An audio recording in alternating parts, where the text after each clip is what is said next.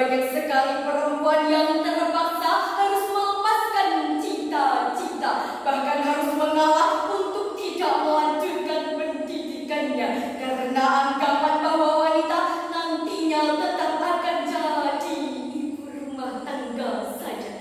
Anggapan seperti ini banyak terjadi di sekitar kita. Mengapa demikian hadirin?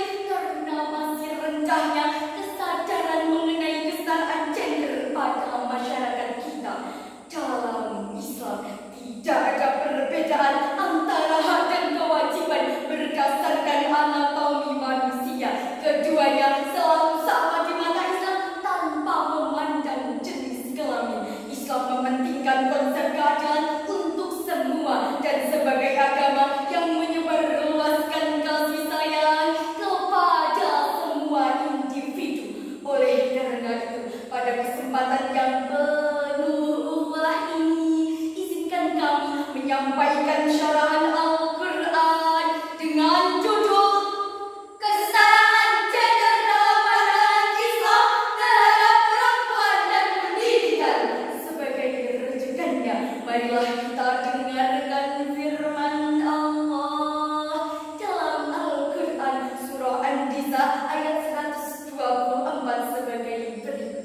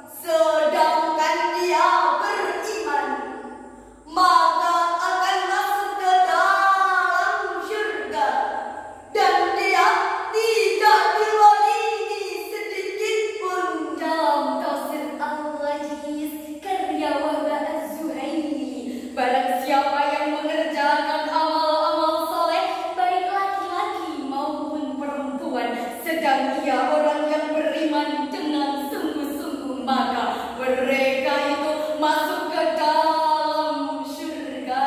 Pahala mereka tidak dikurangi sedikit pun, walau seberat biji kerma. Penjelasan tersebut hadirin menggambarkan bahwa tidak ada diskriminasi pendidikan antara laki-laki dan perempuan. Keduanya sama-sama diwajibkan untuk menuntut ilmu sesuai dengan fitrahnya, mengembangkan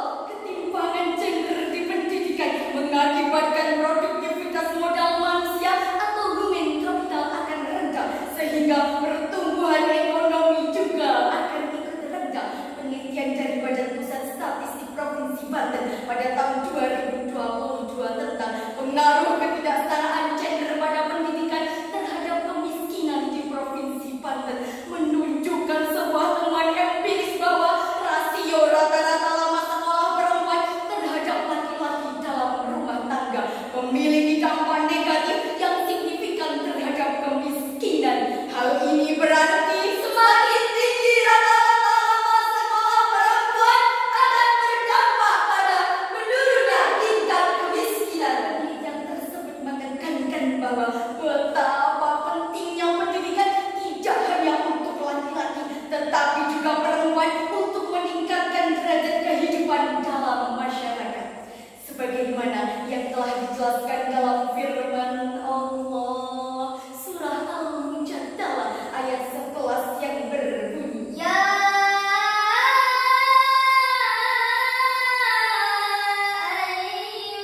ayyuhalladzina amanu idza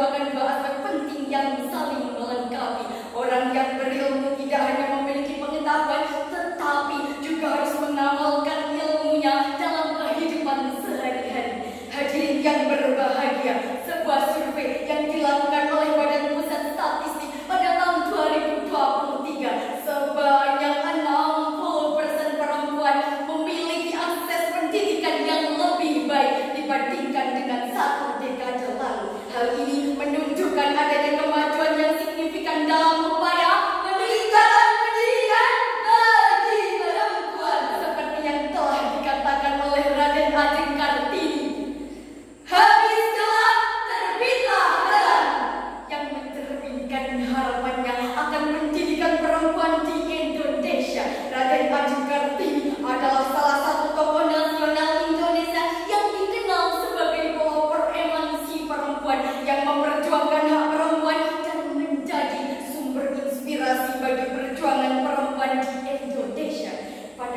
kesempatan kami mengajak para hadirin untuk menyampaikan salam rindu kepada baginda Nabi besar Muhammad sallallahu alaihi wasallam, sang penerima wahyu Al-Qur'an.